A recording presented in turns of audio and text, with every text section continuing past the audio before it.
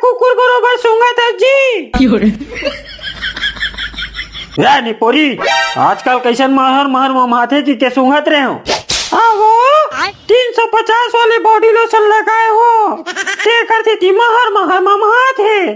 ओहो पूरा दिन भर बॉडी लोशन ला चुपर चुपर के चिकनी होवत जाथस त तोला का होवत है हम चिकनी होवत हंता मिलवा नहीं तो वाह रे 350 वाले बॉडी लोशन के चुप रहिया तोर दादा घर कबू चुप रहे हंस रे।